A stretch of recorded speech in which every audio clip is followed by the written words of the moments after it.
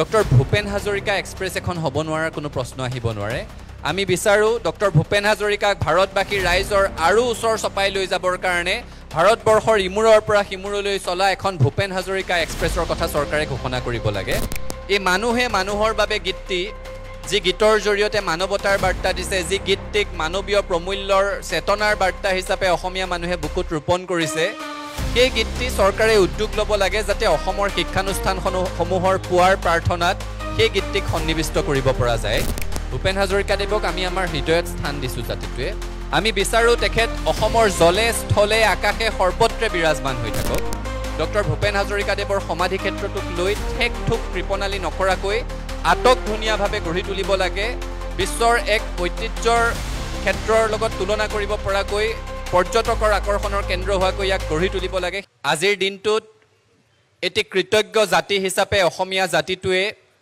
এনে এগৰাকী ব্যক্তিক স্মৰণ কৰিছোঁ যি গোটেইটো জীৱন অসমীয়া জাতিটোৰ উৎকৰ্ষ সাধনৰ কাৰণে জাতিটোক সমৃদ্ধ কৰিবৰ কাৰণে জাতিটোৰ সাংস্কৃতিক বৰ্গৰ চহকী কৰিবৰ কাৰণে উচৰ্গা কৰি থৈ গ'ল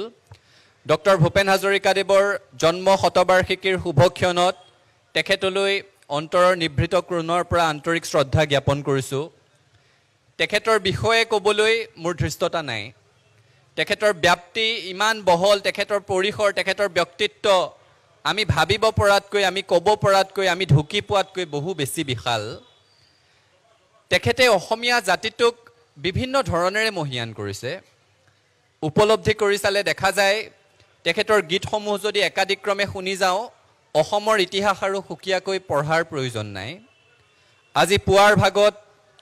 সদৌ অসম ছাত্ৰ সন্থাৰ উদ্যোগত অসমৰ প্ৰতিখন জিলা সদৰত 100 গৰাকীকৈ শিল্পী যুৱক যুৱতী ছাত্ৰ ছাত্ৰীয়ে ডক্টৰ ভূপেন হাজৰিকাদেৱৰ মানুহে মানুহৰ বাবে গীতটি সমবেত সংগীত হিচাপে পৰিৱেশন কৰিছে মানুহে মানুহৰ বাবে গীতটিক অসমীয়া জনতাই এতিয়া নিজৰ হৃদয়ত চেতনাৰ এটি গীত হিচাপে স্থাপন কৰিছে ৰোপণ কৰিছে আৰু আজি আমি চৰকাৰক দাবী জনাইছোঁ চৰকাৰে আমাক বহু আহ্বান জনাইছে এই জন্ম শতবৰ্ষ কি ধৰণেৰে আগবঢ়াই লৈ যাব লাগিব চৰকাৰৰ ফালৰ পৰা ৰাইজলৈ বিভিন্ন আহ্বান আছে বিহুৰ সময়ত কেনেকৈ পালন কৰিব লাগিব আন সময়ত কেনেকৈ পালন কৰিব লাগিব চৰকাৰলৈও আমাৰ এটা আহ্বান আছে এটা অনুৰোধ আছে এই মানুহে মানুহৰ বাবে গীতটি যি গীতৰ জৰিয়তে মানৱতাৰ বাৰ্তা দিছে যি গীতটিক মানৱীয় প্ৰমূল্যৰ চেতনাৰ বাৰ্তা হিচাপে অসমীয়া মানুহে বুকুত ৰোপণ কৰিছে সেই গীতটি চৰকাৰে উদ্যোগ ল'ব লাগে যাতে অসমৰ শিক্ষানুষ্ঠানসমূহৰ পুৱাৰ প্ৰাৰ্থনাত সেই গীতটিক সন্নিৱিষ্ট কৰিব পৰা যায় এই গীতটিৰ এটি পটভূমি আছে যেতিয়া ভাষা আন্দোলনৰ সময়ত 1960 চনত ভাষা ভাষী মানুহৰ মাজত সংঘৰ্ষ হৈছিল গোষ্ঠীৰ মাজত সংঘৰ্ষ হৈছিল সেই দানৱীয় ৰূপ দেখি মানৱতাৰ বাৰ্তা দিবলৈ ডক্টৰ ভূপেন হাজৰিকাদেৱে এই গীতটি ৰচিছিল লিখিছিল গাইছিল তাৰ পৰৱৰ্তী সময়তো মই কৈছোঁ তেখেতৰ গীতসমূহ অধ্যয়ন কৰিলে গোৱাৰ কথাটো দূৰৰে কথা অধ্যয়ন কৰিলে অসমৰ ইতিহাস গম পোৱা যায় 60 চনত মানুহে মানুহৰ বাবে বাসস্থিত চীনৰ আক্ৰমণৰ সময়ত আগ্ৰাসী ৰূপ দেখি লিখিছিলে কত জোৱানৰ মৃত্যু হ'ল 72 মাধ্যম আন্দোলনৰ সময় আহিছে মঙ্গলদৈ কিশোৰ বাছা ধন্তি মুজাম্মিলৰ কথা কৈছে মাধ্যম আন্দোলনটোক প্ৰতিফলিত কৰি গ'ল পলাখনিৰ ৰঙা পলাশ অনিল বৰাৰ কথা কৈ মাধ্যম আন্দোলনটোক প্ৰতিফলিত কৰি গ'ল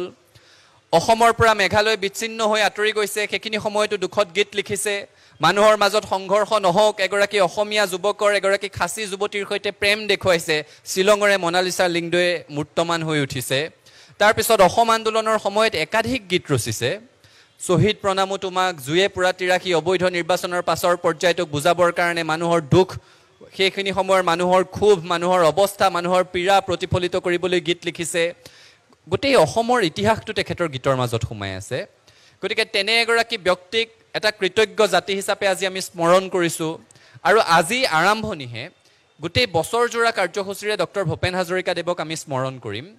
আমি এইবাৰ সংকল্প লৈছোঁ যে অসমৰ বছা 100 গৰাকী ব্যক্তি যিয়ে ডক্টৰ ভূপেন হাজৰিকাদেৱৰ নিকট সান্নিধ্য পাইছিল তেনে ব্যক্তিৰ লেখাৰে সৈতে সমৃদ্ধ এখন স্মাৰক গ্ৰন্থ আমি প্ৰকাশ কৰি উলিয়াম য'ত ডক্টৰ ভূপেন হাজৰিকাদেৱৰ আনে নেদেখা আনে নজনা অথচ জানিবলগীয়া বহুতো বিষয় তাত উন্মোচিত হ'ব আমি তেখেতৰ সৈতে তেখেতৰ শিল্পৰ সত্তাটোক প্ৰতিফলিত কৰিব পৰাকৈ স্থানীয় শিল্পীসকলৰ সহযোগত প্ৰতিখন জিলা সদৰত ৰং তুলিকাৰ দিন এটি উদযাপন কৰিম আৰু এটি ছাত্ৰ সংগঠন হিচাপে এখন মুকলি কুইজ প্ৰতিযোগিতাৰ আয়োজন কৰিম য'ত এজন 11 বছৰীয়া শিশুৱেও যদি ভাবে যে মই এগৰাকী 91 বছৰীয়া ব্যক্তিৰ সৈতে একেলগে কুইজ কৰিব পাৰোঁ ডক্টৰ ভূপেন হাজৰিকাৰ জীৱন আৰু সৃষ্টি সম্পৰ্কত, সেই কুইজখন সকলোৰে কাৰণে মুকলি হ'ব। তাৰ বাহিৰেও আমি বছৰজোৰা বিভিন্ন কাৰ্যসূচী হাতত লৈছোঁ। আপোনালোকৰ মাধ্যমেৰে সৈতে সকলোকে অৱগত কৰিম, ৰাইজৰ আশীৰ্বাদ কামনা কৰিছোঁ। আজি সমস্যাৰ কথা পাতিব বিচৰা নাই, সম্ভাৱনাৰ কথা পাতিব বিচাৰিছোঁ, সদ্ভাৱনাৰ কথা পাতিব বিচাৰিছোঁ। ভূপেন হাজৰিকাদেৱক আমি আমাৰ হৃদয়ত স্থান দিছোঁ জাতিটোৱে। আমি বিচাৰোঁ তেখেত অসমৰ জলে স্থলে আকাশে সৰ্বত্ৰে বিৰাজমান হৈ থাকক। আৰু সেই চিন্তাৰে সৈতে ডিব্ৰুগড় বিমানবন্দৰটিৰ নাম ডক্টৰ ভূপেন হাজৰিকাদেৱৰ নামত নামাকৰণ কৰিবলৈ ছাত্ৰ সন্থাৰ দীঘলীয়া দাবী আছিল। শেহতীয়াকৈ চৰকাৰে সেই দাবী মানি লৈছে আৰু ডিব্ৰুগড় বিমানবন্দৰৰ নাম ডক্টৰ ভূপেন হাজৰিকাদেৱৰ নামত নামাংকিত কৰা হৈছে। এখন ট্ৰেইনৰ কথা কোৱা হৈছিল, সেই ৰেলখন আজিলৈকে নচলিল। বিবেকানন্দৰ 150 বছৰীয়া জন্ম জয়ন্তীত ভাৰত চৰকাৰে বিবেক এক্সপ্ৰেছ নামেৰে বহুকেইখন ট্ৰেইনৰ প্ৰৱৰ্তন কৰিলে। ডক্টৰ ভূপেন হাজৰিকা এক্সপ্ৰেছ এখন হ'ব নোৱাৰাৰ কোনো প্ৰশ্ন আহিব নোৱাৰে। আমি বিচাৰোঁ ডক্টৰ ভূপেন হাজৰিকাক ভাৰতবাসীৰ ৰাইজৰ আৰু ওচৰ চপাই লৈ যাবৰ কাৰণে ভাৰতবৰ্ষৰ ইমূৰৰ পৰা সিমূৰলৈ চলা এখন ভূপেন হাজৰিকা এক্সপ্ৰেছৰ কথা চৰকাৰে ঘোষণা কৰিব লাগে। আৰু একে সময়তে মই কৈছোঁ জলে স্থলে আকাশে, স্থল আৰু আকাশৰ কথা ক'লোঁ। ভাৰতবৰ্ষত যিসমূহ নেশ্যনেল ৱাটাৰৱেজ আছে তাৰে ভিতৰত যিটো নেশ্যনেল ৱাটাৰৱে 2 শদিয়াৰ পৰা ধুবুৰীলৈকে, এই স্থান চোৱাও এই জলপথ চোৱাও যদি ইচ্ছা কৰে অসমীয়া মানুহেই নেতৃত্ব লৈ আছে, ডক্টৰ ভূপেন হাজৰিকা নামৰ এই জলপথ চোৱাও নামাকৰণ কৰিব লাগে বুলি আজি এই সভাৰ পৰা আমি দাবী উত্থাপন কৰিবলৈ বিচাৰিছোঁ। ডক্টৰ ভূপেন হাজৰিকাদেৱক